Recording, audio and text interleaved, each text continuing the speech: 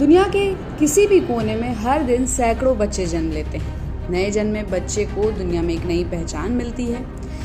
वो नवजात बच्चा या तो लड़का होगा या लड़की। लेकिन कभी आपने सोचा है कि क्या हो अगर लड़के पैदा होने ही बंद हो जाएं या फिर लड़कियां पूरी तरह जन्म लेना बंद कर दें? ये बात सुनकर शायद आपके मन में कई सवाल उठ रहे होंगे कि आखिर ऐसा कैसे हो सकता है, और सबसे बड़ा सवाल ये है कि क्या ये सच में संभव भी है या नहीं। लेकिन अब जिस तरह की खबरें सामने आ रही हैं, उन्हें देखकर लग रहा है कि हाँ, शायद ऐसा हो भी सकता है कि आने वाले दिनों में लड़के पूरी तरह से जन्म लेना ही बंद कर सकते हैं। ये बात सुनकर थोड़ा अजीब जरूर लग रहा होगा, लेकिन ये सच भी हो सकता है। हाल में आई एक रिपोर्ट में दावा किया गया है कि आने वाले समय में ऐसे हालात बनने की संभावना है कि धरती पर सिर्फ लड़कियां ही जन्म लेंगी, लड़के जन्म लेना बंद कर देंगे। इस रिपोर्ट में दावा किया गया है कि भविष्य में धरती पर ऐसा टाइम भी आएगा जब पुरुष होंगे ही नहीं, सिर्फ महिलाएं होंगी। साथ ही इस रिपोर्ट से पता चला है कि वाई क्रोमोसोम्स धीरे धीरे सिकुड़ रहा है और अंत में ऐसा होगा कि ये पूरी तरह गायब हो सकता है। वाई क्रोमोसोम पुरुष लिंग का निर्धारण करने के लिए जरूरी होते हैं, जिसके गायब होने का परिणाम एक ऐसी दुनिया हो सकती है जहां सिर्फ लड़कियां ही पैदा लेंगी।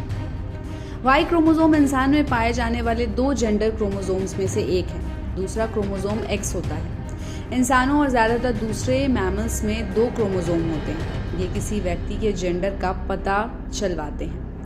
महिलाओं की कोशिकाओं में 2 एक्स क्रोमोसोम होते हैं, जबकि पुरुषों में एक एक्स और एक वाई क्रोमोसोम होता है। एक्स क्रोमोसोम में कुल 900 जीन्स होते हैं जो सेक्स से स्वतंत्र तरीके से काम करते हैं। हालांकि वाई क्रोमोसोम में लगभग 55 जीन्स होते हैं जो सारी जरूरी SRY जीन्स को अपने अंदर कैरी करते हैं और फीटस में पुरुष विशेषताओं के विकास को ट्रिगर करते हैं।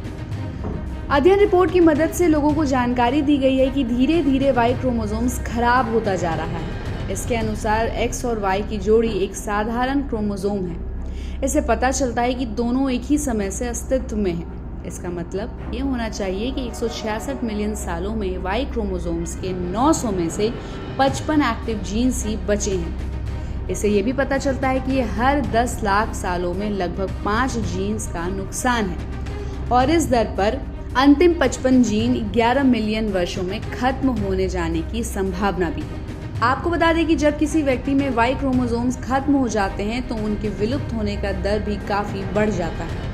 वहीं जारी की गई एक रिपोर्ट में आगे बताया गया है कि कुछ छिपकलियां और सांप केवल मादा प्रजातियां हैं और ऐसा मानव जाति या मैमल्स में नहीं हो सकता है, क्योंकि हमारे पास कम से कम 30 जरूरी मुद्रित जीन्स हैं जो सिर्फ तब काम करते हैं जब वो स्पर्म के जरिए से पिता के शरीर से आते हैं। इससे पहले कि आप मानव जाति के खत्म हो जाने और निराशा पर सोचने बैठे, पहले proceedings of the national academy of science में प्रकाशित एक रिपोर्ट के बारे में आपको बता देते हैं।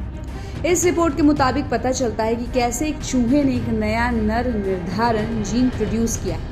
इसके अलावा अध्ययन से पता चलता है कि पूर्वी यूरोप के तिल वाले चूहों और जापान के कांटेदार चूहों ने अपने वाई क्रोमोसोम्स और SRY जीन्स खो दिए हैं, लेकिन जीवित रहना जारी रखा है। वहीं जापान के होकाइडो विश्वविद्यालय में अस्तु कुराइवो के शोधकर्ताओं ने पाया है कि कांटेदार चूहों में ज्यादातर वाई क्रोमोसोम जीन्स दूसरे क्रोमोसोम्स में ट्रांसफर हो गए थे। इस खोज से पता चलता है कि अगर वाई क्रोमोसोम्स गायब होता है तो किसी व्यक्ति का लिंग पता लगाने के लिए एक नया तंत्र विकसित हो सकता है। कहा जा रहा है कि ये खोज मानव जाति के भविष्य के लिए बहुत जरूरी हो सकती है। वैज्ञानिकों का कहना है कि अगर कोई 11 मिलियन सालों में पृथ्वी पर आया तो उसे कोई मनुष्य नहीं मिलेगा, लेकिन तब तक मानव जाति सुरक्षित है। तो इस खबर पर आपकी क्या राय है?